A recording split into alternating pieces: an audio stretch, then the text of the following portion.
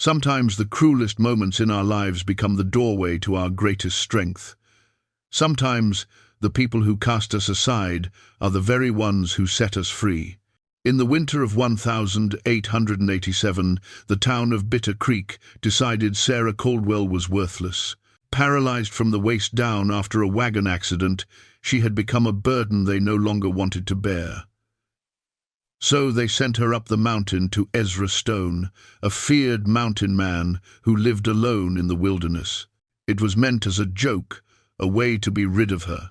They expected her to fail. But in that remote cabin, something changed.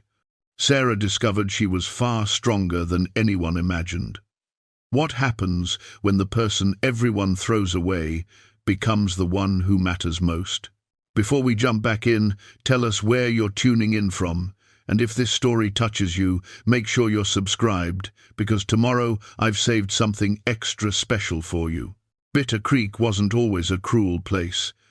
There was a time when neighbors helped neighbors, when winter months meant shared resources and communal warmth.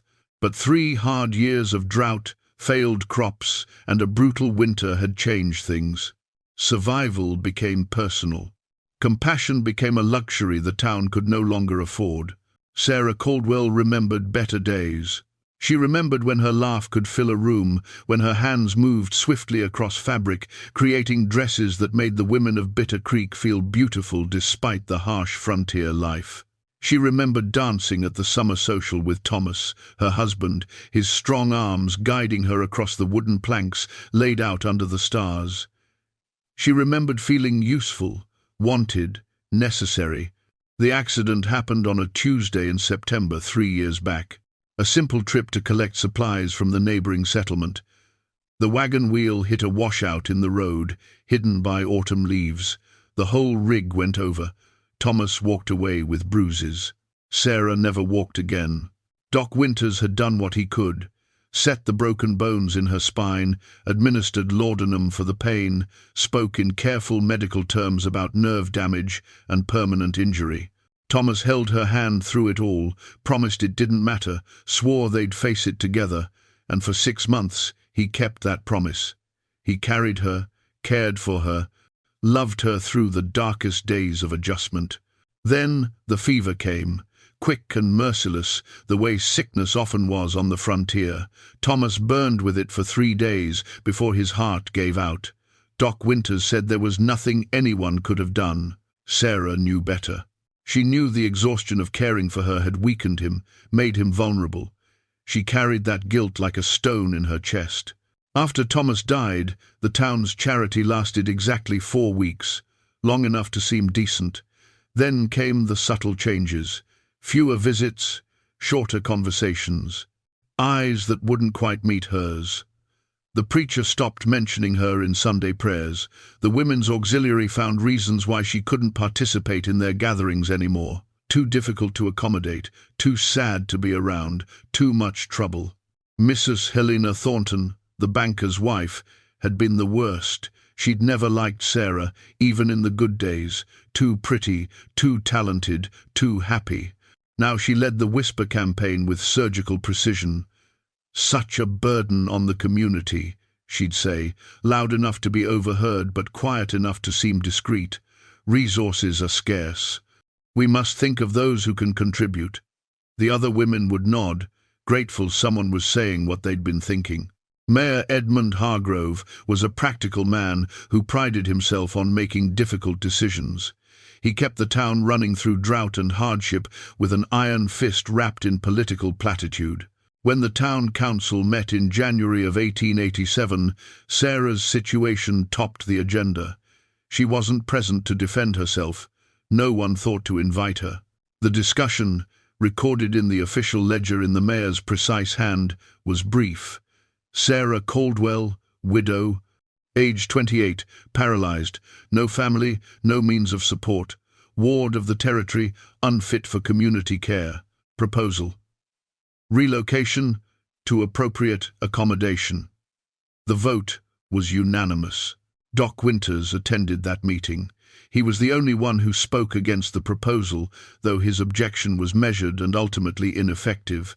"The woman is not ill," he said. "She's injured. There's a difference. Her mind is sound, her hands work fine, given proper support, which we cannot provide," Mayor Hargrove interrupted. "Doctor, we appreciate your medical opinion, but this is a matter of resource allocation. We have children to feed, families to support. Mrs. Caldwell, through no fault of her own, requires care we simply cannot sustain. So, where do you propose to send her?" Doc Winters asked. The mayor smiled, and it was not a kind expression. "We've identified a solution that serves multiple purposes. There's a man living up in the high country, Ezra Stone, former cavalry scout. Lives alone, keeps to himself. The man needs someone to manage his household. Mrs. Caldwell needs a roof over her head. It's a practical arrangement." Doc Winters stared at him. "Ezra Stone? The man hasn't been down from that mountain in 5 years. He's what, Doctor?" Mrs. Thornton leaned forward. "A hermit? A recluse? So is she, practically speaking. They're suited to each other." What she didn't say, but everyone in that room understood, was the real joke. Ezra Stone was feared in Bitter Creek. The stories about him had grown wild over the years. He'd killed 3 men in a single fight. He talked to wolves. He'd gone savage living up there alone. Mothers used his name to frighten children into obedience. "Behave, or Ezra Stone will come down from his mountain and take you away." Sending Sarah to Ezra Stone was meant to be cruel entertainment. Let the useless cripple try to manage a dangerous mountain man. When she failed, when she died up there from cold or neglect or worse, well, at least they'd tried to help her. At least they'd found her a place. No one could say they'd simply abandoned her. The decision was made. The ledger entry was official. Sarah's fate was sealed by men and women who'd once called her neighbor, who'd worn dresses she'd sewn, who'd danced at her wedding. She learned about it 3 days later, when Deputy Martin Collins appeared at the storage room behind the general store where she'd been living. He stood in the doorway, hat in his hands, unable to meet her eyes. "Mrs. Caldwell, the town council has made arrangements for your care. You're to be relocated to more suitable accommodations." Sarah sat in the old chair by the window, the only furniture in the small room besides her narrow bed. She'd been sewing, making repairs on gloves for the few cents it brought her. Her hands went still on the leather. "Relocated where, Deputy?" he told her.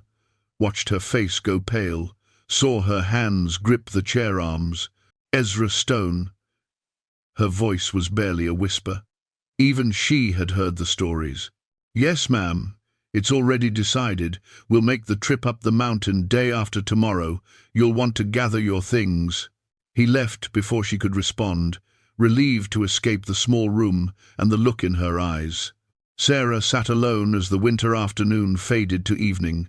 She had very few things to gather. Her life had already been reduced to what fit in a single trunk.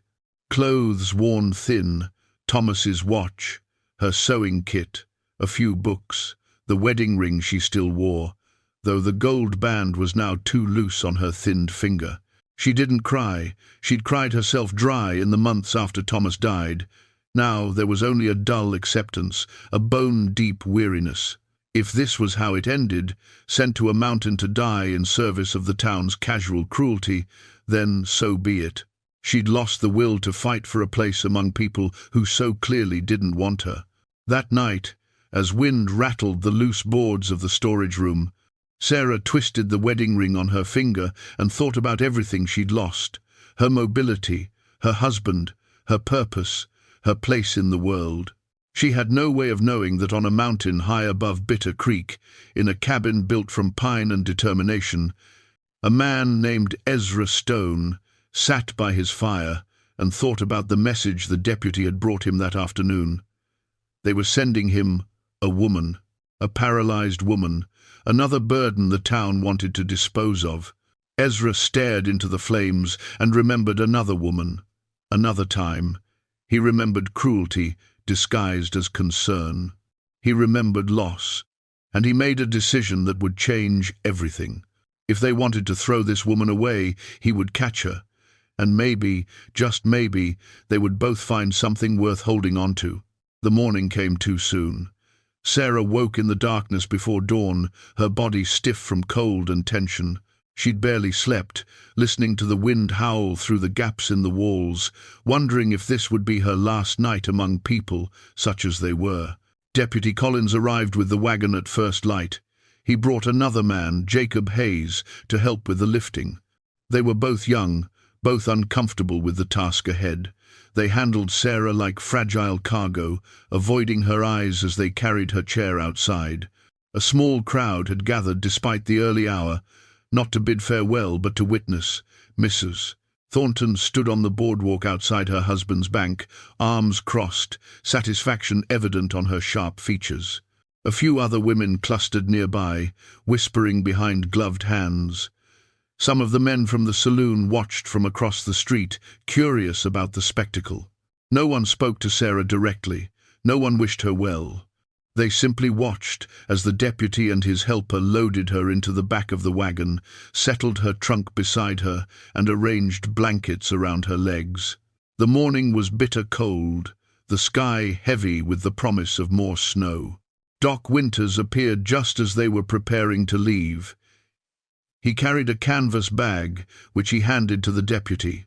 "Medical supplies," he said gruffly. "Laudanum, bandages, whiskey for cleaning wounds, instructions are written inside." Then he turned to Sarah, and for the first time someone met her eyes directly. "Mrs. Caldwell." His voice was quiet, meant only for her. "I'm sorry. This isn't right, and I should have fought harder against it." Sarah managed a small nod. "You tried, Doctor. That's more than most." He reached out and squeezed her hand briefly, then stepped back. The deputy clicked to the horses, and the wagon lurched forward. Sarah gripped the side rail to steady herself, her trunk sliding against her hip. As they rolled down the main street of Bitter Creek, she looked back once. The town that had been her home for 6 years grew smaller behind her. The people on the boardwalk were already turning away. Returning to their lives, their moment of entertainment concluded. By tonight, she would be a story they told. By next week, she would be forgotten entirely. The road up the mountain was barely a road at all, more a suggestion of passage, worn by the occasional trapper or hunter, brave enough to venture into Ezra Stone's territory. The wagon jolted over rocks and frozen ruts. Sarah clung to the rail, her body jarring with each impact, pain shooting through her deadened legs in phantom echoes of sensation. Deputy Collins drove in silence, his shoulders hunched against the cold. Jacob Hayes sat beside him, rifle across his lap, scanning the tree line as if expecting attack at any moment. The fear radiating from both men would have been amusing if the situation weren't so grim. They climbed for 3 hours. The pine forest grew denser, the air thinner and colder. Snow began to fall, light at first, then heavier. The horses labored, their breath coming in great clouds of steam. Several times the deputy considered turning back. Sarah could see it in the way he glanced at the darkening sky, but orders were orders, and Bitter Creek's expectations clear. Finally, as the afternoon light began to fail, they emerged into a clearing. A cabin stood at the far end, built solid against the base of a rocky outcrop. Smoke rose from the stone chimney. Behind the cabin, the mountain continued upward, disappearing into low clouds and falling snow.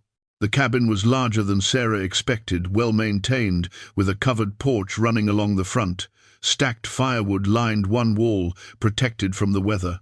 A small barn stood to the left, and she could see chickens scratching in a covered run. This was no desperate hermit's hovel. This was a homestead, carefully built and thoughtfully maintained. As the wagon rolled to a stop, the cabin door opened. A man stepped out onto the porch. Ezra Stone was not what Sarah expected. The stories had painted him as wild, unkempt, dangerous. The man before her was tall and broad-shouldered, dressed in simple wool and leather, his dark hair touched with grey at the temples. His face was weathered and bearded, his eyes a startling pale blue that assessed the wagon and its occupants with calm intelligence. He didn't look savage, he looked competent, and completely at ease in a way the two nervous men in the wagon could never manage. "Deputy." His voice was deep, measured, not unfriendly, but not welcoming either, simply factual. Collins climbed down from the wagon seat, hat in hand. "Mr. Stone, we've brought Mrs. Caldwell, as was arranged.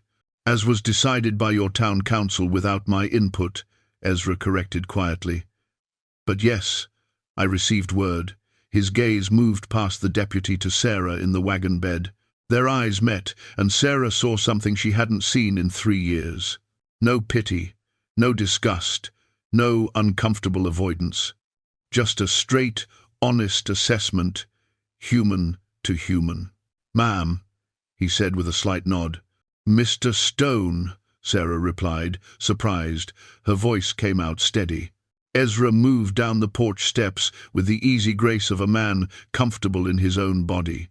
He approached the wagon, and Collins stepped back involuntarily. "I'll need to carry you inside," Ezra said to Sarah directly. "Wagon's too high to manage any other way, if that's acceptable." It was the first time anyone had asked her permission for anything in months. Sarah found her throat tight. "Yes, thank you." Ezra reached into the wagon bed and lifted her with surprising gentleness, one arm under her knees, one supporting her back. She weighed so little now, wasted by immobility and poor food. He carried her as if she were made of something valuable, not burden or trash. "The trunk," Sarah said. "My things. I'll fetch it once you're settled." Ezra nodded to the deputy. "Put it on the porch, then you can go." It was clearly a dismissal. Collins and Hayes exchanged glances, eager to comply. They hauled Sarah's trunk from the wagon and set it beside the cabin door. Then Hayes pulled something else from beneath the wagon seat. A walking stick, hand-carved from ash, with a smooth grip and a leather loop. "Mr. Stone asked me to make this," Hayes said, addressing Sarah for the first time. "Thought you might need it, for balance and such." Sarah stared at the stick, then at Ezra, who had somehow sent word about her needs before ever meeting her. Her eyes burned with unexpected tears. "Thank you," she managed. Hayes nodded, clearly relieved to have some small redemption for his part in this. He climbed back onto the wagon seat. Deputy Collins hesitated, some part of his conscience apparently still functioning. "Mrs. Caldwell, if you need anything, if there's trouble—" "She won't," Ezra interrupted. "And your town has made clear what kind of help they provide. Best you head down before the snow gets worse." Collins flushed but didn't argue. He climbed aboard and turned the wagon around. Within moments the sound of hoofbeats and wheels faded into the forest, swallowed by snow and distance. Sarah found herself alone with a stranger in the wilderness, being carried into a cabin she'd never seen, in a situation she had no power to change. Every instinct screamed that she should be terrified. But Ezra Stone's calm steadiness, the way he'd spoken to her like a person rather than a problem, had created a strange sense of safety. He carried her through the door, into warmth. The cabin's interior was simple but comfortable. A large stone fireplace dominated one wall, fire crackling cheerfully. A solid wooden table stood near the kitchen area, shelves lined with supplies and preserved food. A single bed was built into the far corner, covered with thick furs and wool blankets. Everything was clean, organized, purposeful. Ezra set her gently in a chair near the fire, positioning it so she could reach the armrests easily. "I'll get your trunk," he said, and stepped back outside. Sarah sat alone in the warmth, her hands trembling slightly. The cabin smelled of wood smoke and pine, coffee and leather. It smelled like safety, like home, though that seemed impossible after only moments. Ezra returned with her trunk, which he set near the bed. Then he pulled the walking stick from his belt, where he'd tucked it, and leaned it against Sarah's chair within easy reach. "Hands work fine?" he asked. She nodded, surprised by the question. "Good. You'll want to work them. Keep the strength up. Cold makes muscles tight. There's leather scraps in that box by the window if you know how to use them. I can always use repair work on my gear. He moved to the stove, poured coffee into 2 tin cups, brought one to her. Sarah wrapped her hands around the warmth, breathing in the bitter steam. "Mr. Stone," she began. "Ezra," he corrected. "We're past formalities, I think." "Ezra." She paused, searching for words. "I don't understand. Why did you agree to this?" "The town, they expect," she stopped, unable to voice what the town expected. Failure, death, entertainment. Ezra settled into a chair across from her, his own coffee cup held loosely. "I know what they expect. Been watching that town poison itself with small cruelties for years. Saw it during the war, too. Good people turning mean when times get hard, looking for someone to blame, someone to cast out." He took a sip of coffee, his pale eyes thoughtful. "You didn't deserve what they did to you? Nobody does. So I figured, they want to throw you away? I'll catch you. See if maybe we can't both find something worth keeping up here." Sarah felt tears slip down her cheeks, unable to stop them. For the first time in 3 years, someone had chosen kindness when cruelty was easier. Ezra stood, moved to the trunk, gave her privacy to cry. "There's a bed ready. Food when you're hungry. We'll figure the rest as we go, one day at a time." Outside, the snow fell heavier, covering the wagon tracks, erasing the path back to Bitter Creek. Inside the cabin, by the warmth of the fire, Sarah Caldwell took her first real breath in 3 years. She didn't know it yet, but she had just arrived home.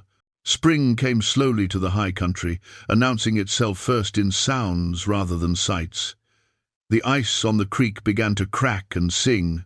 Birds returned with their morning conversations. The wind shifted, carrying warmth instead of bitter cold. Sarah had transformed along with the season. 3 months on the mountain had built muscle in her arms and shoulders, given her face color from the sun, put a steadiness in her hands that came from daily work. She moved through the cabin with confidence now, transferring from bed to chair to sled without assistance. Outside, she could maneuver herself short distances on flat snow, using the walking stick and her considerable arm strength. The leatherwork had become her trade. What started as simple repairs had evolved into genuine craftsmanship. She made gloves lined with rabbit fur, vests with decorative stitching, sheaths for knives that were both functional and beautiful. Each piece bore her mark, a small SC worked into the leather. Ezra took her work to Silverton once a month, the nearest real town, 2 days' travel down the mountain. He'd been reluctant at first, worried about leaving her alone, but Sarah had insisted. She was capable of managing the cabin, feeding herself, keeping the fire going. She needed him to trust her independence. He returned from the March trip with a canvas bag heavy with coins and a satisfied expression. "Sold everything," he said, setting the bag on the table. "Merchant wants more. Asked specifically for your work. Says customers are talking about it." Sarah felt warmth spread through her chest. "They want more. Much as you can make. The gloves especially. Mountain weather's hard on hands. Folks appreciate good work that lasts." He pulled a folded paper from his coat, wrote down what sold best, what prices they brought, thought you'd want to know.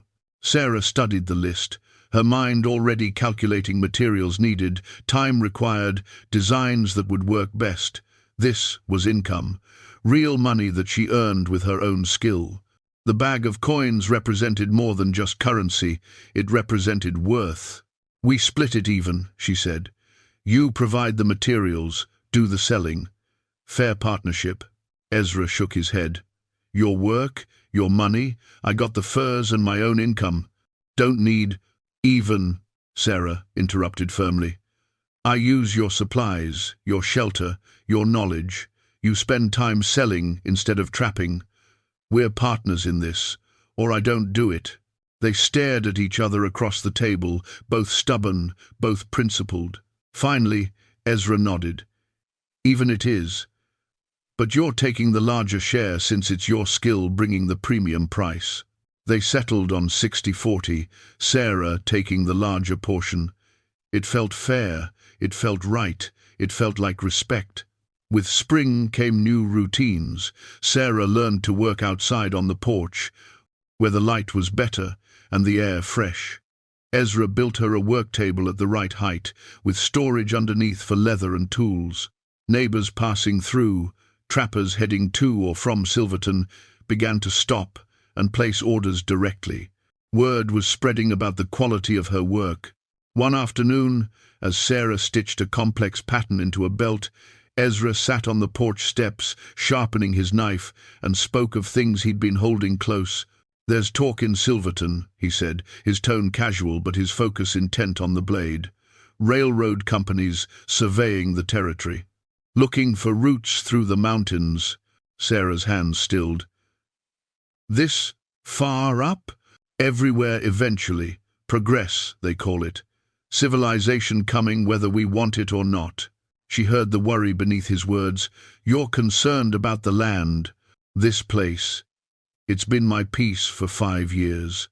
Before that, I had peace nowhere. After Mary and Lily died, after I left the cavalry, I needed quiet, needed space to figure out how to keep living." He tested the knife's edge against his thumb. "Railroad brings people. People bring noise and rules and expectations. Changes things." It was the most he'd ever said about his past, and Sarah understood the gift of it. "Mary was your wife. Lily was your daughter." "Yes. Fever took them both in the same week. I was out scouting, 3 days away. By the time I got back," he stopped, jaw tight. "Town we lived in, they'd already buried them, barely left markers. Said it was necessary. Protect the living. Like my family was contamination to be disposed of." Sarah's throat ached with recognition. Different circumstances, same cruelty. Communities that discarded people when they became inconvenient. "Lily was 5, Ezra continued quietly. She'd been sickly from birth, never quite strong enough. Folks whispered about curses, about weakness in the blood. Mary heard every word, carried that weight along with caring for our daughter. After they died, I couldn't stay. Couldn't look at those people and not see the judgment they'd placed on my family." He set the knife aside and finally met Sarah's eyes. "When that deputy brought word they were sending you, I knew what they were doing. Same thing that was done to my Mary, casting out someone they deemed unworthy. I thought if I couldn't save my family, maybe I could catch someone else that cruel world threw away." Sarah felt tears slip down her cheeks. "I'm not here to replace them." "No," Ezra agreed. "You're here being exactly who you are. That's enough. That's everything." They sat in comfortable silence, sharing the weight of their histories. Two people rebuilt from broken pieces, not fixed but functional, not whole but healing. That evening, Sarah presented Ezra with a gift she'd been working on for weeks. A pair of snowshoes, modified for her use. She'd studied his design and adapted it, creating shoes with extended handles that would allow her to pull herself along, distributing weight through her powerful arms rather than useless legs. "For next winter," she explained, "when the snow's too deep for the sled chair, I want to be able to move independently." Ezra examined them with an expert's eye, testing the bindings, checking the weave, assessing the modifications. "These will work," he said finally, and she heard the pride in his voice. "You're thinking like a trapper now, adapting to conditions, using what you've got." "I learned from the best," she said simply. As spring deepened into early summer, Sarah's world expanded in ways she'd never imagined. Ezra taught her to shoot, starting with the rifle, then the pistol. Her upper body strength made her surprisingly steady. She couldn't hunt on foot, but she could defend herself and contribute to taking game when opportunity arose. He taught her to read weather, to understand the language of wind and clouds, to recognize the signs that meant shelter should be sought. He taught her which plants were edible, which were medicinal, which could kill. She absorbed it all, hungry for knowledge that made her more capable, more independent, more valuable. One afternoon, as they worked together outside, a wolf pack passed through the lower meadow. 8 animals, grey and massive, moving with purpose. Sarah froze, but Ezra remained calm. "Watch," he said quietly. "They're hunting, focused on their work. We're not prey, not threat, just part of the landscape." The wolves flowed past, beautiful and deadly, paying the humans no more mind than they would a tree. Sarah watched in awe, understanding for the first time what Ezra had built here. Not dominance over nature, but partnership with it, respect given and received. "When I first came here," Ezra said, "I thought I was hiding. Took me 3 years to realize I wasn't hiding at all. I was learning to live differently, learning that survival doesn't mean conquering. Sometimes it means adapting." Sarah understood perfectly. She was learning the same lesson, had been since the day she arrived. Survival wasn't about becoming who she was before the accident. It was about becoming someone new, someone shaped by circumstance, but not defined by limitation. By summer's height, Sarah's reputation had spread beyond Silverton. Orders came from farther settlements, requests for custom work, offers of premium prices. Her name meant quality now. Sarah Caldwell was no longer the worthless cripple of Bitter Creek. She was a craftsperson, an artisan, someone whose work held value. But there was another reputation growing, one that would matter more than she knew. The trappers and traders who stopped at the cabin talked about the woman on the mountain, yes, but they also talked about how wrong Bitter Creek had been, how shameful their treatment, how remarkable her transformation. Those stories traveled, and in traveling they changed things. They changed how people saw disability. They changed assumptions about worth and capability. They changed, slowly but surely, the world's understanding of what was possible. Sarah didn't know it yet, but her greatest challenge was approaching, and when it came, she would discover just how strong she'd become. Doc Winters appeared at the cabin on a bright morning in late July, climbing the mountain path with determination and obvious discomfort. He was not a young man, and the altitude and exertion left him breathless. Sarah spotted him from the porch where she worked and felt her stomach tighten with old anxiety. Ezra was checking the trapline, wouldn't return until midday. She was alone with the first person from Bitter Creek she'd seen since that winter morning 8 months ago. Doc Winters approached slowly, hat in hand, taking in the scene before him. Sarah at her work table, leather and tools spread before her, arms strong and steady, face healthy and alert. The well-maintained cabin, the organized homestead, the clear evidence of not just survival but prosperity. "Mrs. Caldwell," he said, stopping at the base of the porch steps. "May I come up?" Sarah set down her work and nodded, watching him warily. He climbed the steps, breathing hard, and stood uncertain until she gestured to a chair Ezra had built for visitors. "You look well," he said finally. "Better than I've seen you in years." "I am well." Sarah kept her voice neutral. "What brings you up the mountain, Doctor?" He pulled a bundle of letters from his coat, setting them on the table between them.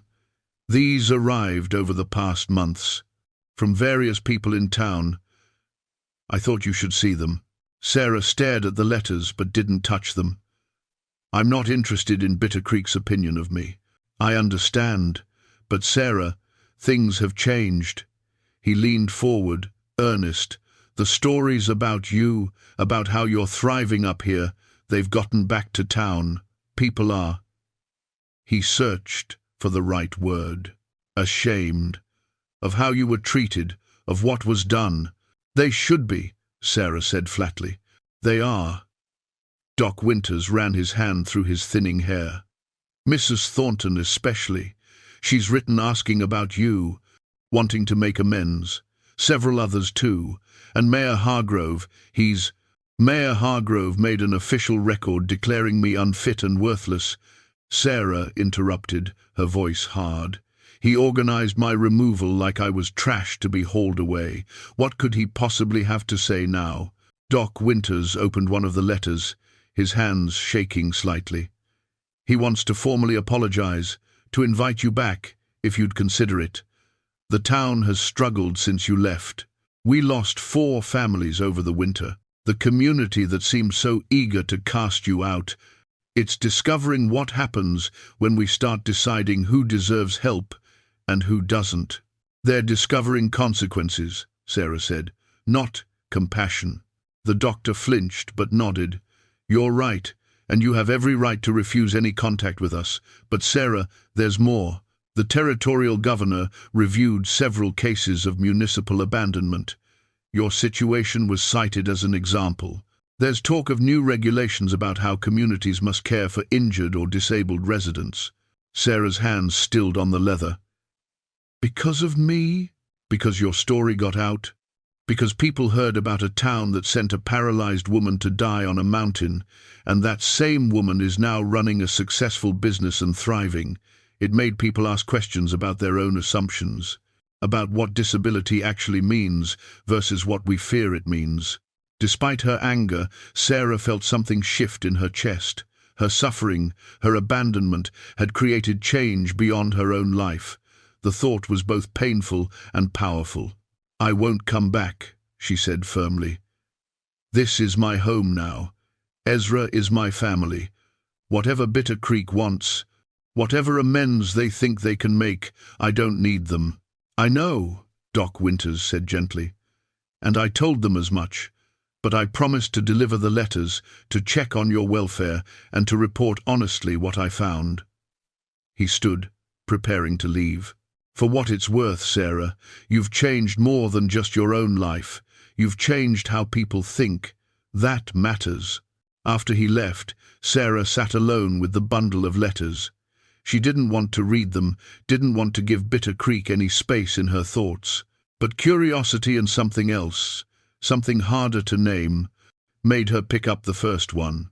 Mrs. Thornton's handwriting was elegant, the words carefully chosen. Dear Mrs. Caldwell, I write with profound regret for the cruelty I showed you. There is no excuse for my behavior, no justification for the pain I caused. I was afraid of what your situation represented, afraid of my own vulnerability, and I let that fear become cruelty. You deserved better. You deserve better still. If you can find it in your heart to forgive, know that I am truly sorry. Sarah set it aside and picked up another. Then another. Letters from people who'd watched her removal, who'd said nothing, who'd participated through silence, all expressing regret, all asking forgiveness, all too late to change what was done, but perhaps not too late to change what would be. When Ezra returned at midday, he found Sarah on the porch, the letters spread around her, tears on her face. Doc Winters came, she said, brought these. The town is sorry now, they want to make amends. Ezra sat beside her, reading the pain in her expression. What do you want to do? Nothing, Sarah said. I don't owe them forgiveness. I don't owe them anything. True, Ezra agreed. But do you want to carry the anger? Sarah thought about that, about the weight she'd been carrying, the fury that had sustained her through the hardest days. I don't know if I can forgive them. Don't have to forgive, can just choose not to let them live in your head anymore. Their guilt is their weight to carry, not yours. She looked at him, this man who'd lost everything and somehow found a way to keep living without bitterness consuming him. How did you do it? Let go of the anger at the people who failed Mary and Lily. Didn't for a long time. Anger kept me warm when nothing else could. But eventually I realized it was burning me from the inside. Had to choose between dying angry or living peaceful. Living seemed worth more. Sarah gathered the letters, tied them with string, and set them in a box. I'll keep them. Maybe someday I'll be ready to respond. Maybe not, but I won't let them define me anymore. I won't let Bitter Creek, past or present, decide my worth. They never could, Ezra said simply. Worth isn't granted by others, it's grown from within. You've been growing yours since the day you arrived. Strongest thing I've ever seen. That evening, Sarah wrote in Mary's journal, the pages now half filled with her own story. Day 234. The past came calling today. brought apologies I never expected and don't know if I can accept. But I learned something important. Their cruelty taught me strength. Their abandonment gave me freedom. Their judgment freed me from seeking their approval. In trying to destroy me, they helped me become something they never imagined possible. I'm not certain if that's justice or irony, but I know it's truth. Tomorrow I'll wake in my home, do my work, live my life. They can keep their guilt. I've got better things to carry. August brought the railroad surveyors. Sarah heard them before she saw them, voices carrying through the forest, rough and loud, disrupting the mountain's peace. Ezra was in Silverton selling goods, wouldn't return until the next day. She was alone when 5 men emerged from the tree line, carrying surveying equipment and an air of ownership that set her teeth on edge. They stopped when they saw her on the porch, surprise evident on their faces. A woman in a wheeled chair, working leather at a table. On land they clearly thought was uninhabited wilderness. "Well, I'll be damned," one of them said, a tall man with a thick moustache and eyes that assessed her with casual dismissal. "Didn't expect to find anyone up here. Especially not a cripple." Sarah set down her work carefully, controlling her anger. "This is private property. You're trespassing." The man laughed. "Private? Ma'am, this is open territory. We're here on behalf of the Continental Pacific Railroad, surveying for the new mountain route. You'll want to move along before construction starts. This land belongs to Ezra Stone. Has for 6 years. Legal claim filed and recognized. You have no authority here." Another man stepped forward, younger but with the same arrogant confidence. "Ezra Stone, the hermit? The railroad's coming through whether he likes it or not. Whether you like it or not." The leader pulled papers from his pack. "I'm Clayton Wolfe, Chief Surveyor for Continental Pacific. We've got territorial approval to survey and, when approved, to claim land necessary for the route. This happens to be the best pass through this range. So you and whoever owns this place need to start making plans to relocate." "Or what?" Sarah kept her voice steady despite the fear curling in her stomach. Wolfe's smile was unpleasant. "Or the railroad will relocate you. Simple as that." He looked around the homestead with calculated appraisal. "Nice little setup you've got here. Shame it's sitting right where progress needs to go. But that's the way of things. Can't stop civilization for one man's stubborn claim and his charity case." The casual cruelty of that last phrase hit like a physical blow, but Sarah forced herself not to react. "Mr. Stone will return tomorrow. You can discuss this with him then. Don't need his permission to survey." Wolfe gestured to his men. "Mark the trees, take measurements. We've got work to do." They spread out across the clearing, marking trees with red paint, calling measurements to each other, treating the land like it already belonged to them. Sarah watched, memorizing faces, noting their methods, understanding that this was just the beginning of a fight. When Ezra returned the next afternoon, he knew immediately something was wrong. Sarah sat at her table, work abandoned, her expression tight with worry and anger. "Railroad surveyors," she said. "Clayton Wolfe and 4 others. They marked trees, took measurements, said eminent domain gives them the right to take the land." Ezra's jaw tightened, but his voice remained calm. "They threaten you? Called me a charity case, said we'd be relocated whether we agreed or not."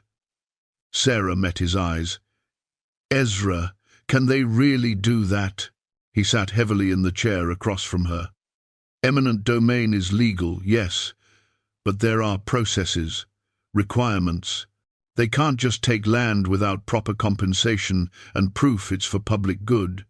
He was quiet for a moment, then said, "We need to fight this." "How?" "Lawyers, documentation, making noise. Railroad companies hate delays and publicity. We make this costly enough, loud enough, they might route elsewhere." He reached across the table and took her hand. "This is your home too, Sarah. If you want to fight, I'll fight with you. If you want to leave, We'll leave together. Your choice." Sarah thought about the months she'd lived here, the person she'd become, the peace she'd found. Thought about being displaced again, cast aside again, told once more that her place in the world was wherever others decided to put her. "I want to fight," she said firmly. "This is my home. Our home. They don't get to take it. Then we fight." Ezra squeezed her hand. "But Sarah, you should know what we're up against. Railroad companies have money, lawyers, political connections. This won't be easy. Nothing worth keeping ever is." That evening, as they planned their strategy, Ezra finally shared the full story of Mary and Lily. Not just their deaths, but their lives, their struggles, and how those struggles connected to everything that was happening now. "Mary was from a good family in Street Louis," he began, staring into the fire. "Met her when I was stationed at Jefferson Barracks. She was educated, cultured, everything I wasn't. But she saw something in me, and I saw everything in her." He pulled an old cavalry medal from the mantel, holding it like a talisman. "We married despite her family's objections. Army wife wasn't what they wanted for her. Things got harder when Lily was born sickly. She had problems with her legs, couldn't walk right, cried a lot. Doctors couldn't say why, just that she was delicate." Sarah listened, seeing the pain etched in every line of his face. "The other army families, they started avoiding us." Mary heard the whispers. "Cursed child, bad blood, punishment for marrying below her station." The cruelty was subtle but constant. Mary carried it all, trying to protect Lily, trying to keep our family together while I was away on patrol. He set the medal down and pulled out a faded photograph. A woman with kind eyes and a small girl in her lap, both looking at the camera with serious expressions. This was taken 6 months before they died. You can see the worry in Mary's face. She knew people were judging her, judging Lily. She wrote me letters about it, but I was too far away, too caught up in military duty to understand how bad it had gotten. Sarah took the photograph carefully, studying the faces of the family Ezra had lost. When the fever came, it moved fast. Mary got sick first, then Lily. The fort doctor did what he could, but resources were limited, and honestly, I think some folks were relieved. One less problem family to deal with. By the time I got back from patrol, they'd been buried 3 days. Town didn't even wait for me to say goodbye properly. His voice broke, and Sarah saw tears on his weathered face. I couldn't save them, couldn't protect them from the sickness or the cruelty or the judgment. That failure, it ate at me for years. Still does some days. "That's why you agreed to take me," Sarah said softly, "when the town sent me up here to die." "Yes and no." Ezra wiped his eyes roughly. "Yes, because I saw the same cruelty, the same casual disposal of someone deemed inconvenient. But no, because you're not a replacement for them. You're your own person, your own struggle, your own strength, helping you. It didn't fix what I lost, but it gave me purpose again. Gave me a reason to remember that sometimes the world's cruelty can be answered with kindness." Sarah felt her own tears falling. "I'm not going to let them take this from us. From you. You've lost enough. We've both lost enough," Ezra corrected. "That's why we fight. Not just for the land, but for the right to decide our own futures. Railroad thinks they can just take what they want. They're about to learn that some people don't move easy." The next morning, they began preparations in earnest. Ezra rode to Silverton to find a lawyer, to file formal objections, to make noise about the railroad's overreach. Sarah wrote letters to the territorial governor, to newspapers, to anyone who might listen. She documented everything: her transformation from abandoned cripple to successful businesswoman, the illegal tactics of the surveyors, the corruption of eminent domain. But more than that, she prepared herself. If the railroad came with force, she would be ready. Ezra taught her to load and fire the rifles faster, to reload the pistol one-handed if necessary, to think tactically about defending the homestead. "I'm not a soldier," she protested after a particularly intense training session. "No," Ezra agreed, You're better. You're someone who's already survived being thrown away, someone who's rebuilt herself from nothing, someone who knows exactly what she's fighting for. That makes you more dangerous than any soldier. Over the following weeks, the railroad pressed harder. Crews appeared, starting to clear trees at the edge of Ezra's property.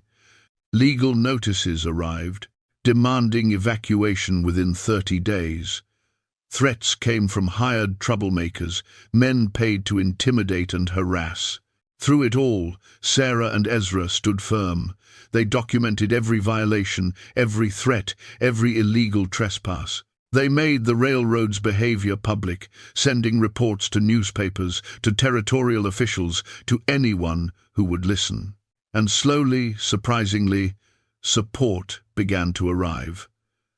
Doc Winters visited again, bringing word that Bitter Creek, shamed by their treatment of Sarah, had officially protested the railroad's tactics. Other communities joined in, seeing the precedent this fight would set. If the railroad could simply take Ezra's land, no one's property was safe. Letters arrived from unexpected sources, other disabled people who'd heard Sarah's story and were inspired by her resistance, business owners who'd bought her goods and respected her work. Even some former soldiers who'd served with Ezra and remembered his character. One letter came from a lawyer in Denver offering to take the case pro bono. "Your fight matters beyond your personal situation," he wrote. "This is about whether power and money can simply roll over individual rights. I'd be honored to help you make that stand." As summer turned toward autumn, Sarah realized something profound. The town that threw her away had inadvertently set in motion something larger than any of them understood. Her survival, her success, her refusal to accept the world's judgment had become a symbol, not just of disability rights, but of the fundamental human right to determine one's own worth and place in the world. The railroad had picked the wrong mountain to cross, and they were about to discover just how fierce a woman could be when she had nothing left to lose and everything worth fighting for. September brought a letter that changed everything. The Denver lawyer, a man named Samuel Morrison, arrived at the cabin personally, riding up the mountain path with documents and determination. He was a small man with sharp eyes and the bearing of someone who'd spent years fighting powerful opponents. "Mrs. Caldwell, Mr. Stone," he said, accepting coffee and a seat on the porch. "I've reviewed your case thoroughly, and I have good news and difficult news." "Start with difficult," Ezra said. "We're used to that." Morrison spread papers on the work table. "The railroad's eminent domain claim has technical merit. The territorial legislature approved the survey route, and this pass is legitimately the most practical option through the range. A purely legal fight, based on property rights, will likely fail." Sarah felt her stomach drop, but Morrison held up a hand. "However, there's another angle. The railroad violated proper procedure in multiple ways. They threatened you before legal evacuation notices were filed. They trespassed repeatedly without proper authorization.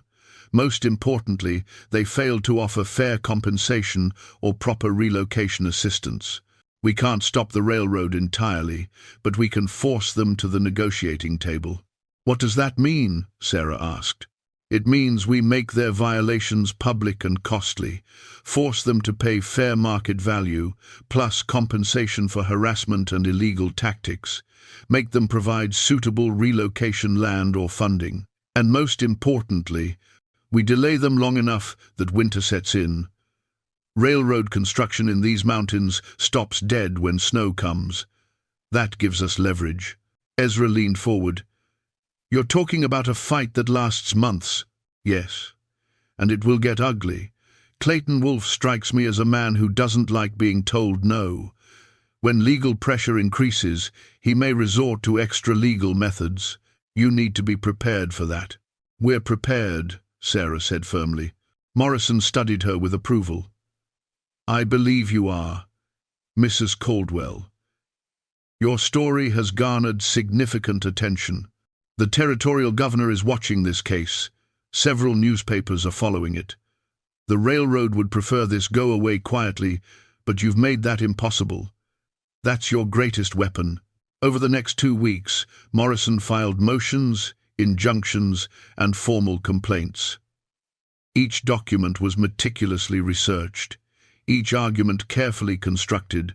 The railroad's lawyers responded with their own paperwork, but Morrison was relentless, finding violations and procedural errors at every turn. Meanwhile, the homestead became a fortress. Ezra reinforced the cabin, added shutters that could be barred from inside, stockpiled ammunition and supplies. He taught Sarah not just to shoot, but to reload under pressure, to maintain weapons, to think defensively. "We're not looking for a fight," he explained, "but if they bring one, we need to be able to hold them off long enough for help to arrive." Sarah created a custom rifle holster that strapped to her chair, keeping the weapon within constant reach. She practiced drawing and firing until the motions became instinctive. Her arms, already strong from months of work, grew stronger still from the physical demands of preparation. Doc Winters visited again in late September, bringing news from Bitter Creek and unexpected support. A dozen men from the town volunteered to come up the mountain if trouble started, not out of guilt alone, but genuine respect for what Sarah had accomplished and outrage at the railroad's tactics. "Mayor Hargrove is leading the group," Doc Winters said. "He sees this as a chance to make amends and score political points. Cynical, perhaps, but the help is real." "I don't trust Hargrove," Sarah said.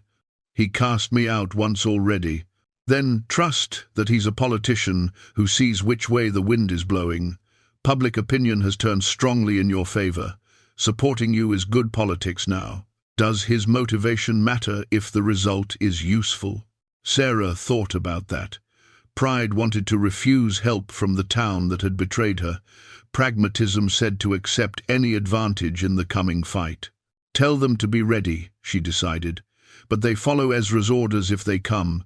This is his land, his fight. I won't have Hargrove trying to take command."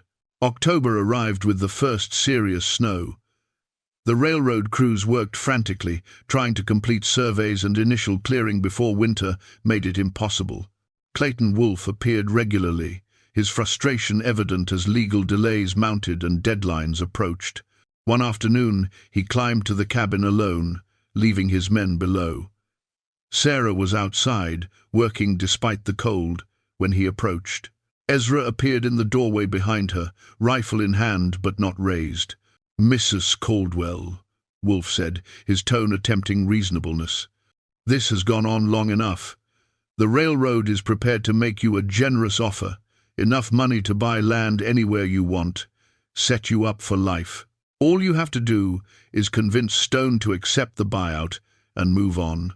"This is my home," Sarah said. "It's not for sale." "Everything's for sale at the right price." Wolfe stepped closer. "You've built a good business here, proven yourself capable despite," he gestured at her chair, "despite your limitations. But winter's coming. Construction will resume in spring. Fighting us only delays the inevitable." "Sometimes delay is victory," Sarah replied. "Every day you're not building costs your company money. Every legal motion damages your reputation. Every newspaper article makes other communities question whether they want your railroad running through their land. We might not win forever, but we can make losing so expensive you choose to root elsewhere." Wolfe's pleasant facade cracked. "You think you're clever, using your situation for sympathy, playing the poor, crippled woman against the big, bad railroad. But sentiment doesn't stop progress, Mrs. Caldwell. One way or another, we're coming through this pass. Then you'll have to come through us," Ezra said from the doorway, "and that will cost you more than you want to pay. A hermit and a cripple against a railroad company?" Wolfe laughed harshly. "Those aren't good odds. Add a territorial governor watching for corruption, newspapers documenting every violation, and communities ready to support us," Sarah countered. "How do your odds look now?" Wolfe stared at her, reassessing. "You've become quite formidable, Mrs. Caldwell. Your old town was right to be afraid of you." They weren't afraid of me.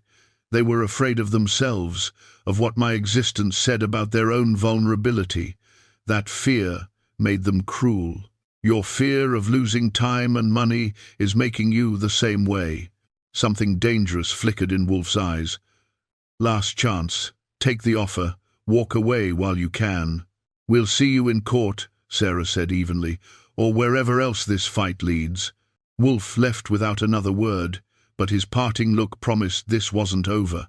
That night, she rolled to the window and looked out at the moonlit clearing, the forest beyond, the mountain peaks rising against the stars. This place had saved her life in ways beyond physical survival. It had given her purpose, dignity, and a future she could build with her own hands. Ezra appeared beside her, wrapped in a blanket. Worried, terrified, Sarah admitted, but also certain. This matters, Ezra, not just for us, but for everyone who's ever been told they don't belong, that they're in the way, that they should just accept displacement and be grateful for whatever scraps are offered. You've become quite the fighter, he said with quiet pride. You taught me to survive. The mountain taught me to thrive. Wolf and his railroad are about to learn that there's a difference between the two. Over the next weeks, tension escalated. Railroad crews tried to work on the edges of the property, only to find their equipment mysteriously damaged overnight. Surveyors' marks disappeared. Supply caches went missing. Nothing violent, nothing that could be prosecuted, but enough disruption to slow progress significantly. Wolf responded by hiring troublemakers, men with criminal histories who specialized in intimidation. They camped at the base of the mountain, occasionally riding up to make threats or cause minor destruction. Ezra and Sarah documented everything, sending reports to Morrison, to the newspapers, to territorial marshals. The first real violence came on a cold November morning. 3 of Wolf's hired men rode up while Ezra was checking distant traps. They surrounded the cabin, shouting threats, firing shots into the air, clearly drunk and looking for trouble. Sarah remained inside, rifle in hand, watching through shutters. She recognized the tactic, try to draw her outside, separate her from the defensible cabin, make her vulnerable. "Come out, cripple," one man yelled. "Let's see how tough you are without Stone here to protect you." Sarah aimed carefully and fired through the shutter gap. The shot hit the dirt directly between the lead man's horse's front feet. The animal reared, throwing its rider, while the other horses spooked and scattered. "Next shot won't miss," Sarah called out. "Leave now or find out." The men retreated, cursing but recognizing they'd underestimated their target. When Ezra returned an hour later, Sarah was calm but shaking slightly from adrenaline. "They're escalating," Ezra said, examining the bullet holes in the trees where the men had fired. "So will we," Sarah replied. "Send word to Doc Winters. Tell him we need those volunteers from Bitter Creek, and send to Morrison. It's time to force this to a head." Morrison arrived 3 days later with news. "The territorial marshal is coming to investigate the harassment complaints. He'll be here in a week. If we can hold until then, document any further violations, we have a strong case for criminal charges against Wolf and his men." "A week," Sarah said. "We can hold a week." But she knew, and Ezra knew, and Morrison knew, that Wolf wouldn't wait a week. He'd gambled too much, pushed too hard, to back down now. The final confrontation was coming, and it would come soon. That evening, Sarah wrote in Mary's journal by lamplight, her words steady despite the fear beneath them. Day 312. Tomorrow we stand for everything we've built, and everyone who's been told their place is wherever others decide to put them. I'm not the woman they sent to die on this mountain. I'm not even the woman who arrived here broken and hopeless. I'm someone new, forged by struggle and strengthened by purpose. Whatever comes, I will meet it on my feet, in my own way, on my own terms. They threw me away once. I will not be moved again. She closed the journal, checked her rifle, and prepared for the battle ahead. The standoff held for long minutes, tension thick enough to cut. Wolf's men shifted nervously, looking to their leader for direction. The Bitter Creek volunteers sat steady, weapons ready but not raised, their presence a clear message. Then another sound reached them, a single rider moving fast up the trail. All eyes turned as a man wearing a territorial marshal's badge rode into the clearing, his horse lathered from hard travel. Marshal James Garrett was an older man with iron-grey hair and the weathered look of someone who'd spent decades enforcing law on the frontier. He took in the scene with practiced eyes, noting the armed groups, the defensive positions, the clear preparation for violence. "Someone want to explain this?" His voice carried authority that cut through the tension. Wolf attempted to speak first, but the marshal held up a hand. "Not you. I've had complaints about you. Stone, what's happening here?" Ezra lowered his rifle slightly, but didn't step down from the porch. "Marshal Garrett, Continental Pacific Railroad is attempting to seize my property by force. They claim eminent domain, but proper legal procedures haven't been followed. I have documentation."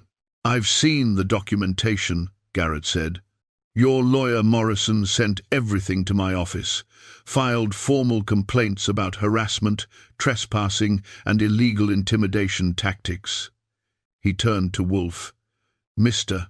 Wolf, you've got some explaining to do." "The railroad has legal authority," Wolf insisted. "The territorial legislature approved the route. This man is interfering with legitimate business. By defending his own property he's owned and maintained for 6 years, Garrett pulled papers from his saddlebag. "I've reviewed the case file. The railroad did receive route approval, but you failed to follow proper acquisition procedures. No formal offer of compensation was made, no relocation assistance was provided. And you've been documented making threats, damaging property, and now you show up with armed men to force eviction." "We need to begin construction," Wolf protested. "Legal delays are costing the company thousands." "That's not my problem. My problem is you breaking laws while claiming legal authority." Garrett's expression was hard. "Here's what's going to happen. You and your men are going to leave this property immediately. The railroad will file proper acquisition papers through the territorial court. Fair compensation will be determined by independent assessors. Until that process is complete, this land remains Stone's property, and any further trespassing will result in criminal charges." "This is ridiculous," Wolf said. "One man and a crippled woman are holding up progress for an entire railroad."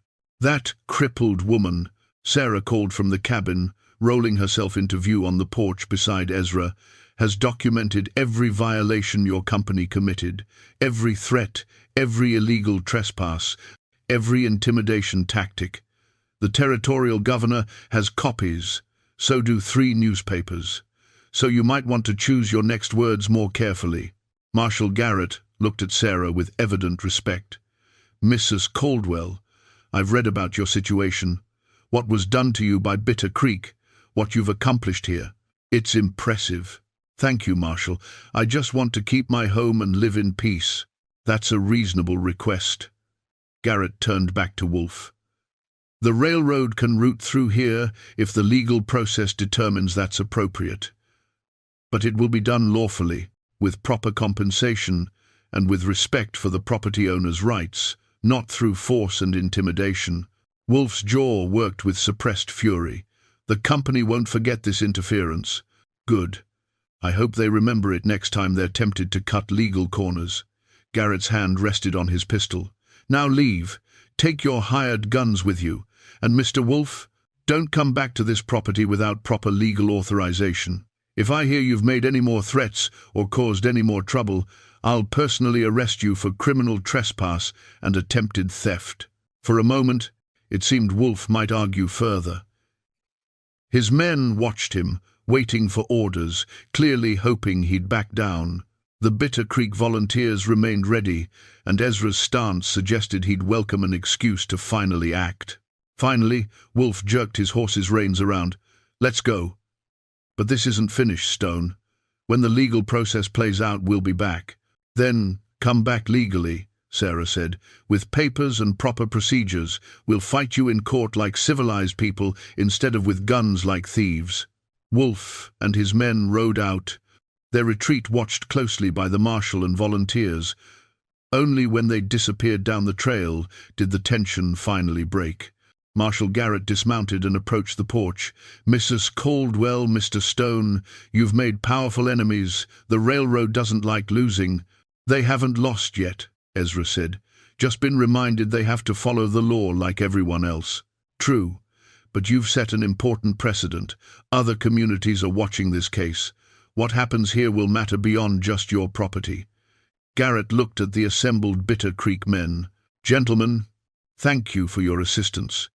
Your presence likely prevented violence today." Mayor Hargrove stepped forward. "Marshal, we'd like to make a formal statement supporting the Stones' claim. Bitter Creek stands with them." It was theater, Sarah knew, political maneuvering to restore the town's reputation, but it was also genuine in its way, and it was effective. Doc Winters approached the porch, looking up at Sarah with eyes that held both shame and pride. "You've become remarkable, Sarah. What you've built here, who you've become. We were wrong about you. About everything." Sarah felt the old anger flicker, then fade. "You were afraid. Fear makes people cruel. But you're here now, when it matters. That counts for something." The sun broke through the morning clouds, lighting the clearing. The crisis had passed. Not permanently, but for now. The railroad would return through legal channels, and that fight would continue. But today's victory was real, and it was shared. Standing on her porch, rifle still in hand, Sarah looked at the assembled people who'd come to her defense and felt something shift in her chest. Not forgiveness exactly, but perhaps the beginning of something like it. The end of one story and the start of another. 6 months later, in the soft light of an early spring morning, Sarah sat on her porch and watched the world wake around her. The snow had mostly melted, revealing new grass and wildflowers beginning to push through the earth. The air carried the scent of pine and possibility. Above the cabin door hung a new sign, carved by Ezra and painted by Sarah. "Stone and Caldwell, leather goods and trapping." A partnership made official, a home made permanent. The legal battle with the railroad had ended 3 months ago. After months of court proceedings, independent assessments, and mounting negative publicity, Continental Pacific had chosen to route through a different pass. The cost of fighting Sarah and Ezra, both in money and reputation, had proven too high. Their victory had set precedents that would protect other small landowners for years to come. Sarah's business had grown beyond anything she'd imagined. Orders came from across the territory now, requests for her custom work, her distinctive craftsmanship. She'd hired 2 assistants from Silverton, young women who came twice a week to help with production and learn her techniques. The workshop addition to the cabin was complete, giving her space to work and teach.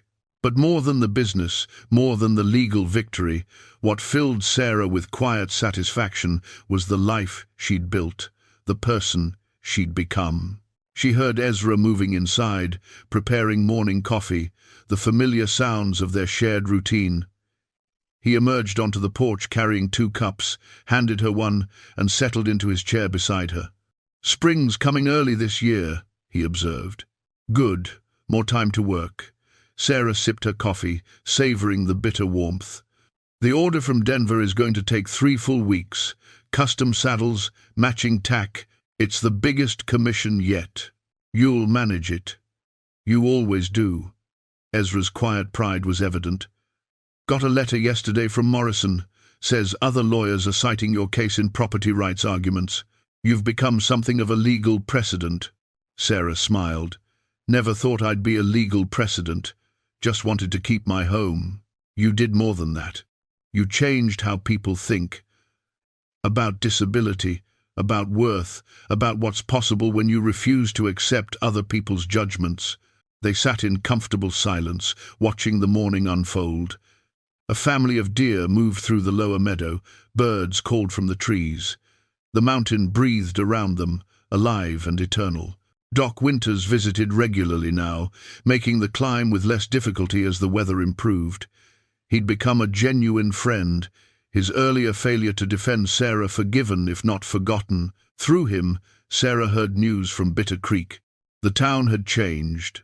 Humbled by their own cruelty's consequences, learning slowly to be more compassionate. Mrs. Thornton had written several times, seeking not just forgiveness but genuine friendship. Sarah had responded politely but distantly. Some wounds healed with time, but the scars remained. She harbored no active anger toward the town anymore, but neither did she feel any need to return to their community. This mountain was her community now. The trappers and traders who stopped by, sharing news and stories. The customers who made the journey to commission work directly. The occasional visitor who'd heard her story and came seeking inspiration. She'd become, in her own quiet way, a fixture of the territory's landscape. A rider appeared on the trail, and Sarah recognized Morrison's distinctive bay horse. The lawyer dismounted and climbed to the porch, accepting coffee and a seat. "Brought you something," he said, pulling papers from his bag. "Official recording of your property deed, Stone and Caldwell joint ownership, legally registered and protected. No one can touch it now." Sarah took the papers, running her fingers over the official seals, her name written in permanent ink, not Sarah Caldwell, widow, burden charity case, just Sarah Caldwell, landowner, businesswoman, equal partner. "Thank you, Samuel, for everything. It was my honor. Your case, what you accomplished, it reminded me why I became a lawyer. To protect people who deserve protecting, to fight power when it oversteps." Morrison finished his coffee. "I should tell you there's interest from a publisher. They want to tell your story, make it available to a wider audience. You'd have full control over what's shared, of course." Sarah glanced at Ezra, who shrugged.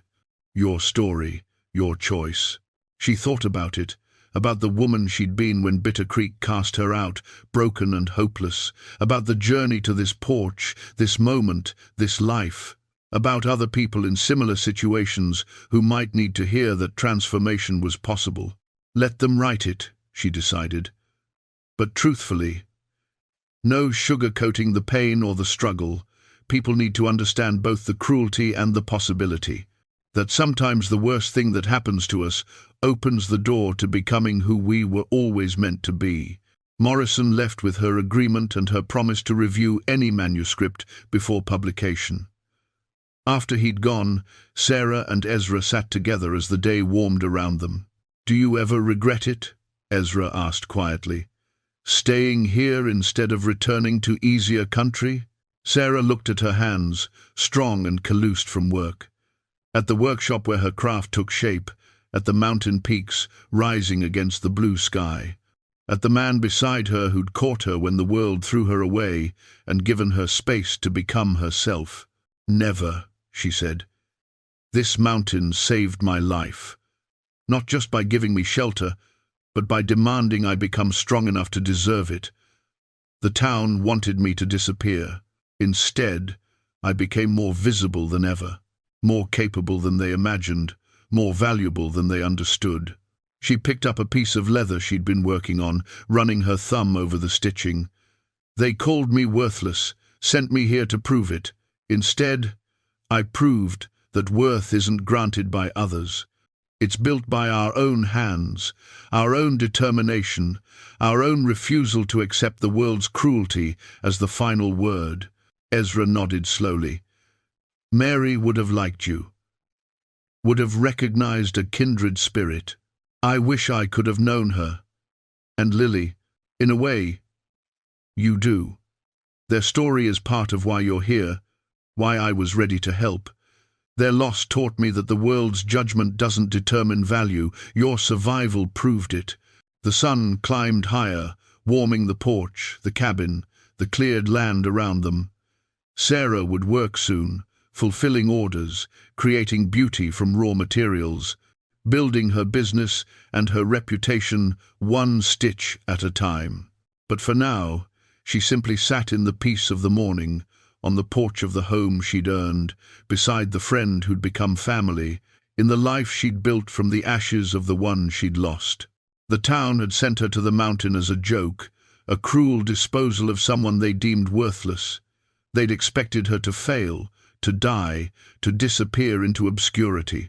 Instead, she'd proven them wrong in every way that mattered. And tomorrow, and all the tomorrows after, she would continue proving it, not for them, but for herself. And for everyone who'd ever been told they were less than they were. The person everyone throws away can become the one who matters most.